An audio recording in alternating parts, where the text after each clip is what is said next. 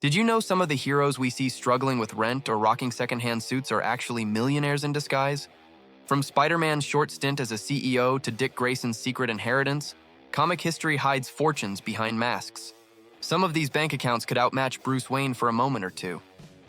Hey everyone, make sure to like, comment, and subscribe to the channel for more comic facts like this. Your support keeps us digging into the stories behind your favorite heroes. Now let's get right into the ones who secretly made a fortune. Spider-Man surprised everyone when he stepped out of the struggling freelancer life and ran Parker Industries as a globe-spanning tech company. He even planted his flag in the Fantastic Four's old home, turning the Baxter Building into his New York headquarters.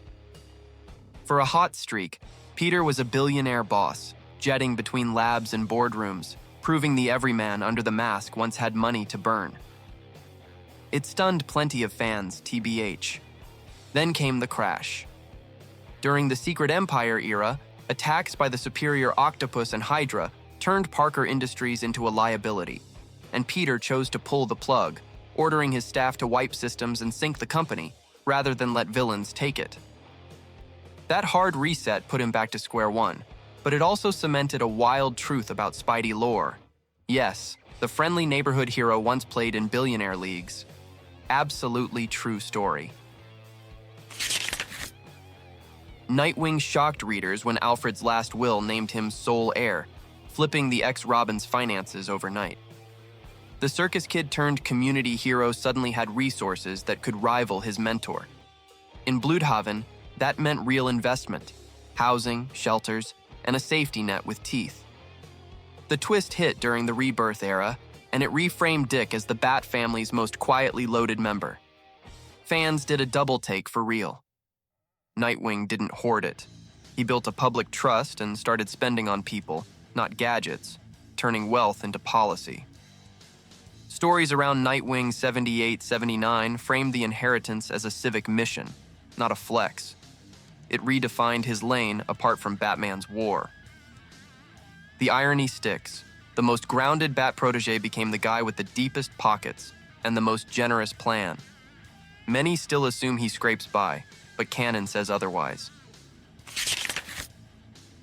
Dr. Strange started not as a wandering mystic, but as a top neurosurgeon with a penthouse view and fees to match. The kind of star doctor who chased prestige and profit. His fall from that comfort is the hook. A car crash shattered the hands that made him rich. The hunt for a cure burned through savings, but the fact remains that Stephen's first act was moneyed, elite, and far from the monk image fans expect. This reversal is why his story hits. Dr. Strange also charged exclusive rates before the accident, a detail that underscores how wealth shaped his early life and ego. Later tales echo the whiplash, from silk suits to cloaks, from private clinics to the sanctum. He isn't the broke monk stereotype, just a man who lost fortune chasing purpose. That contrast makes his magic era feel earned, not gifted, and explains the lingering myth. A rare origin where money matters before destiny. Mr. Fantastic doesn't flash cash, but his patents bankroll the team and their wild science. Licensing genius inventions keeps the lights on for the Negative Zone portal, the Fantasticar, and an address that once topped New York's rumor mill. He's the quiet type of rich, royalties, equity, and IP that never sleep, funding rescues and research without a brag. Hence the Fantastic Four Inc. era, a corporate skin for explorers. Mr. Fantastic turns intellect into cash flow, not yachts. It's the smart money version of hero funds. Build something world-changing, license it safely, repeat. Writers use that to explain labs, teams, and field missions that would bankrupt anyone else by Tuesday. So when people call him absent-minded, remember the ledger. Reed quietly pays the bills for tomorrow's science today.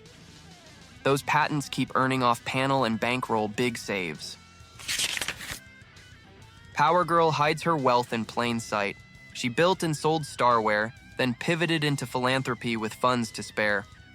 Canon even says she had more money than she could ever spend, a detail that surprises viewers who see her as the blunt brawler. Under the CEO alter ego, she played the long tech game, turning code into capital and impact, then kept flying like nothing changed. That twist reframes her as a builder and breaker. Power Girl channels that fortune into causes tied to her origin, founding support for orphans and community tech. It flips the stereotype that she's just muscle. Corporate Karen is part of the mythos, a mask as real as the cape, and it funds a lot more than costumes. The money angle makes her feel modern, a superhero who can sign checks, ship products, and still smash meteors by noon. Many expect lean budgets, but she scaled like a savvy founder. Silver Sable runs more than a merc squad. She owns Silver Sable International, a globe-ranging contractor that keeps Symkaria solvent. People read her as a gun for hire, but the balance sheets say executive, employer, and national backer. Her corporate Wildpack model funnels contracts into state revenue. That means payrolls, fleets, and black budgets that turn the so-called mercenary into moneyed power. She is a CEO with a passport of invoices. Symkaria's economy is often written as fragile, and her company becomes the stopgap between collapse and stability. That flips the trope. The famous Merc is basically a state contractor whose invoices buy roads. She hires, insures, and equips like a mid-sized defense firm with global clients and cash flows. Call her a patron of a tiny nation, funding national aims with private force and ledgers. In short, she's rich and relentlessly pragmatic. Namor looks like a bare-chested brawler, but he is a crowned head with assets no surface CEO can match. As ruler of Atlantis, he commands territory, trade, and treasure beneath the waves. Readers forget that a throne is a balance sheet with soldiers. His court funds science, cities, and diplomacy. Call him ocean royalty with generational wealth and storm-proof infrastructure. He has levied tariffs, seized assets, and bargained with surface powers when currents turn against them.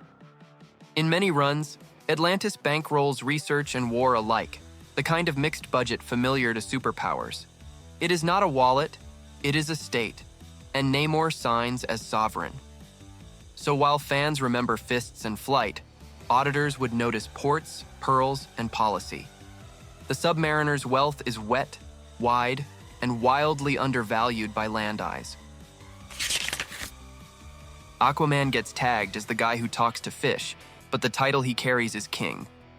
Arthur Curry's crown places him over Atlantean treasuries, fleets, and tech that outpaces many surface capitals. His seat means ports, pearls, and pipelines. When Atlantis rises, budgets follow. The joke hides a ledger, monarch of a supercity beneath the sea and steward of its wealth. Stories like Throne of Atlantis frame the crown as logistics and leverage, not vanity. Aquaman must balance justice, diplomacy, and the defense budgets that keep the kingdom alive.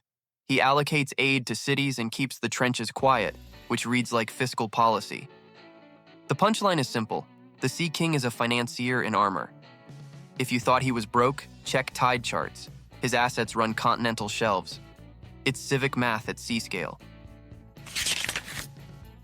Dr. Doom is often framed as a mad scientist with a castle, but the castle is a capital. As Latveria's monarch, he commands revenues, factories, and a national lab network that doubles as a fortress. His mask hides a minister of finance who can redirect taxes into robotics overnight. Doomstat's skyline is an income statement of steel. Add mystic artifacts to the portfolio, and you get a sovereign with layered assets. It's bureaucracy with gloves. Latveria's sovereignty turns Doom's ambitions into budget lines, satellites, sentries, and the School of Sorcery. Official profiles define him as ruler, not just raider, which means the treasury is canon. So while heroes see a cape, economists see a central bank with a doctorate. Even his diplomatic immunity functions like liquidity, buying time for bold plans. Call it the richest kind of villainy, where the ledger wears a mask and gives orders.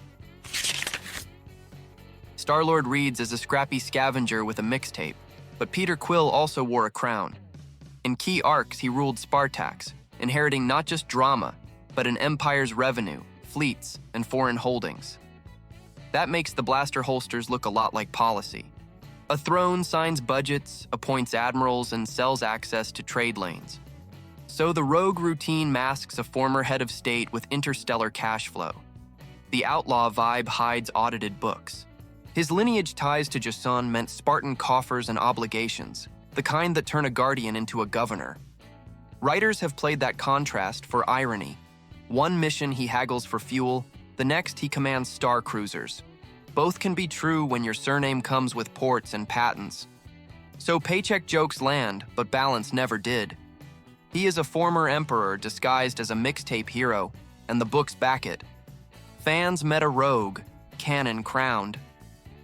That's it for today's list of heroes and villains richer than we ever guessed. Some built empires, others just hid their fortune behind a mask. Thanks for watching. Don't forget to leave a like, drop a comment, and hit subscribe for more deep dives like this. See you in the next video.